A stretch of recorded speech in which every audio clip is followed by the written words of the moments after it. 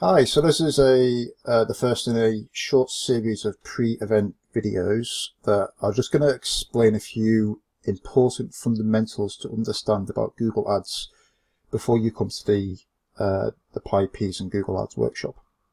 So this is really just to make sure that we're on the same page and that you have I don't know, a grasp of the things that we'll be talking about. One of the things that is really important to me is that you don't get left behind at the workshop. So I really want to kind of just set the foundation now.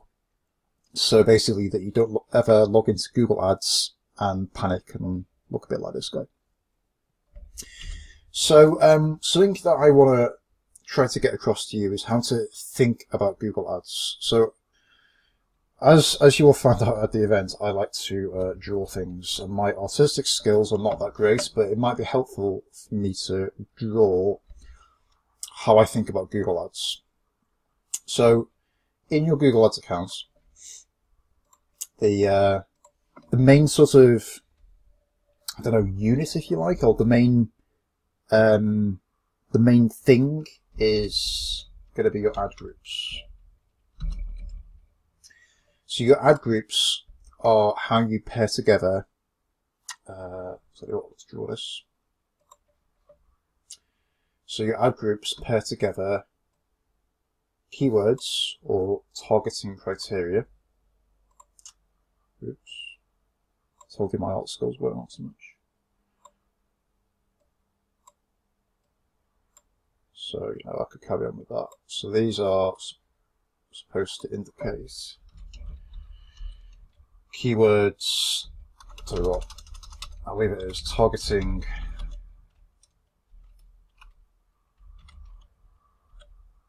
criteria, of which the main one that we'll be talking about at the event is keywords. But you should also consider that a targeting criteria could be a remarketing list of people who've been on your website. It could be a customer list that you have. So that, there's other options, but the main thing that we'll be talking about is keywords. Another thing in terms of targeting criteria is, so you can select that you want to target certain keywords or targeting criteria, but you can also say that I want to exclude certain keywords or targeting criteria. So it might be the case, for example, so we've got quite a few carpet cleaners coming to the course. So it might be, for example, that you target the keyword, I don't know, carpet cleaners Birmingham, for example, but maybe you don't want to target people who search for the keyword for the people who enter the word supplies into the search query. Because if they use the word supplies, they're probably looking to do it themselves or whatever. So, the targeting criteria at your ad group level can be positive or negative, is the main thing to understand. And we'll go over at the events what some of the other targeting criteria are, but for now I just want you to understand that you've got this thing called an ad group, and what it does is it pairs together targeting criteria and ads. So we'll put ads in green down here. Looks like I've made that one green as well now. If you're going to do something, do it right, say. So ads. And you might, as we'll go over at the event, we'll talk about how many ads you should write, what sorts of things you should write in your ads, how to start testing your ads. But for now, I just want you to understand that what the ad group is doing is saying, for people who search for these keywords and not these keywords, I want to run these ads. The ads, of course, then link to, I don't know if I can draw an arrow actually. So the ads, when people click on the ads, will this is really testing my paint skills. So when people click on the ads, they will go through to a page on your website, which we call landing page. So in the next, I I think the next video in this series, or maybe the one after, I will talk you through how to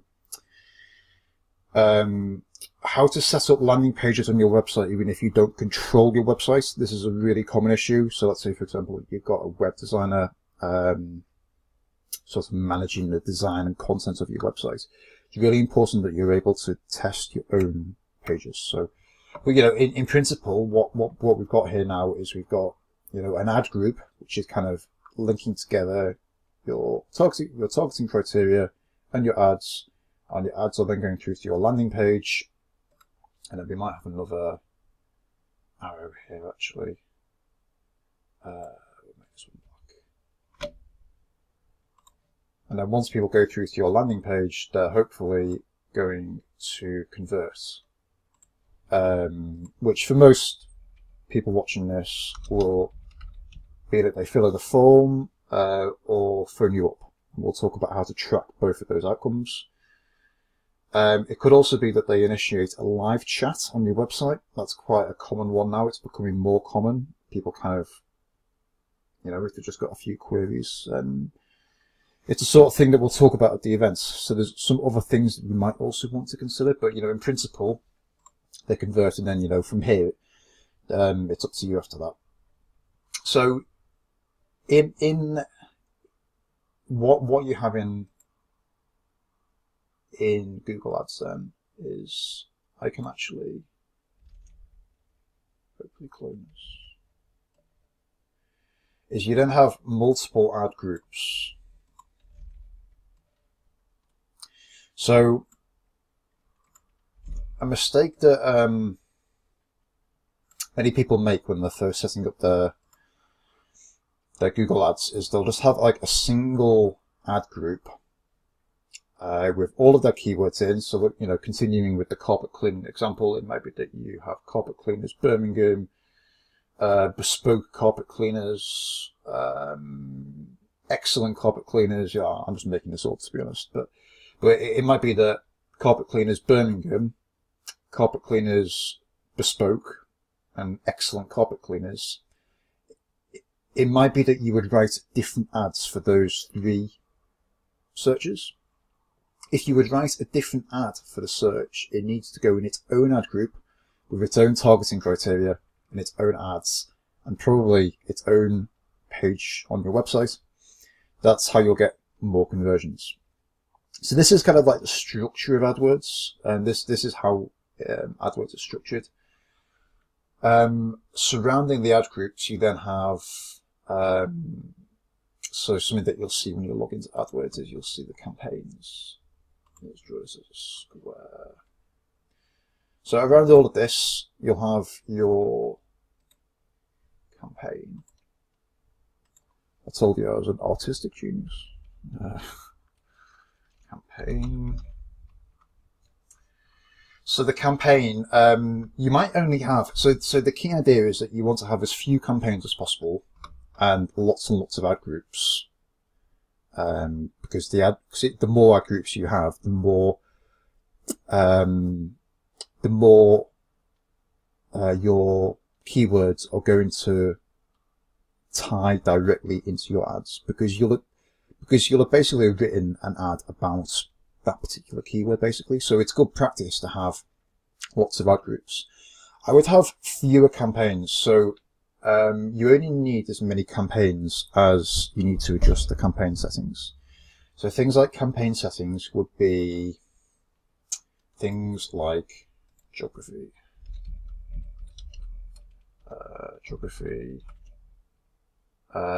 Well, I won't list all of them at the moment, but you know, geography, language, for example.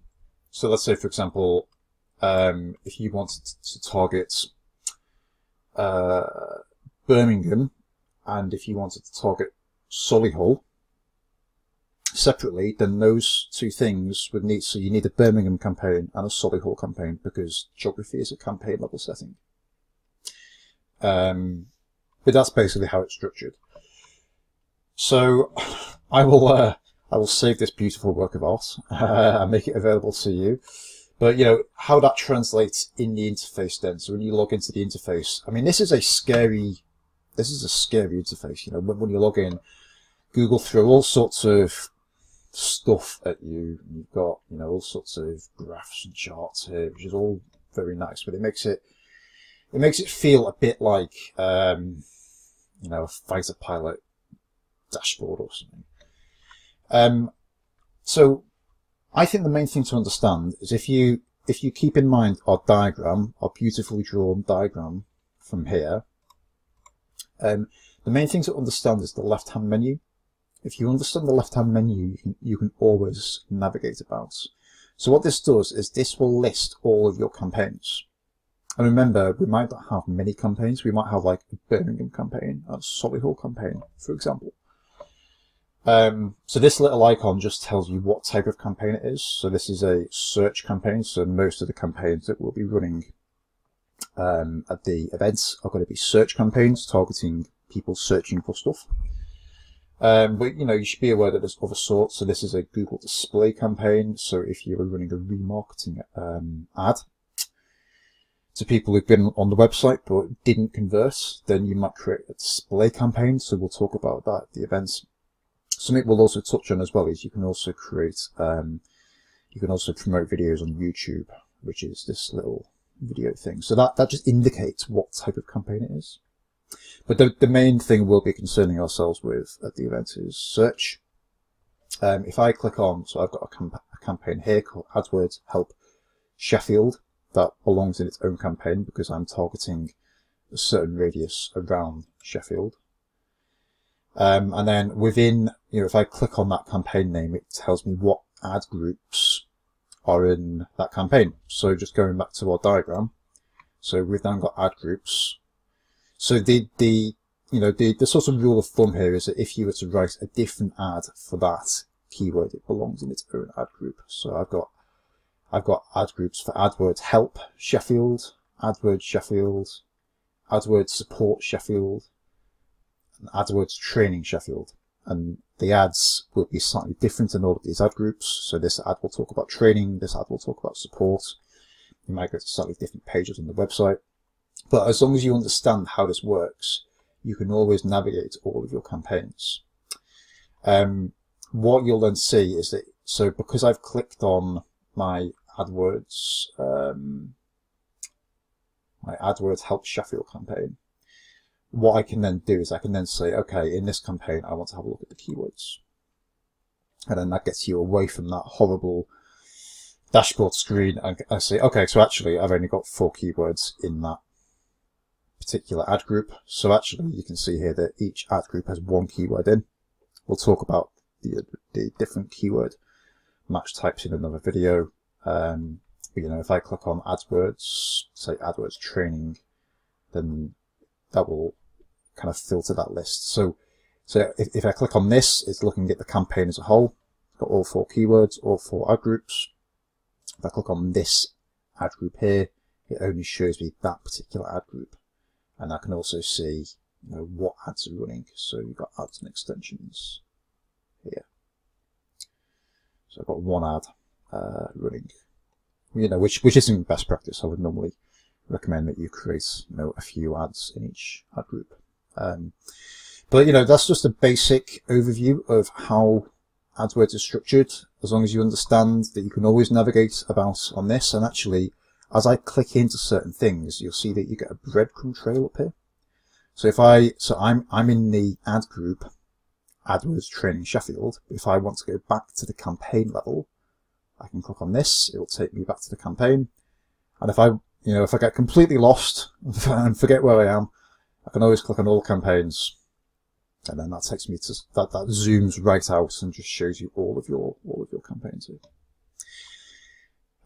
So, you know, that's a quick-ish overview of the interface, how to think about it. If you got any questions, let me know.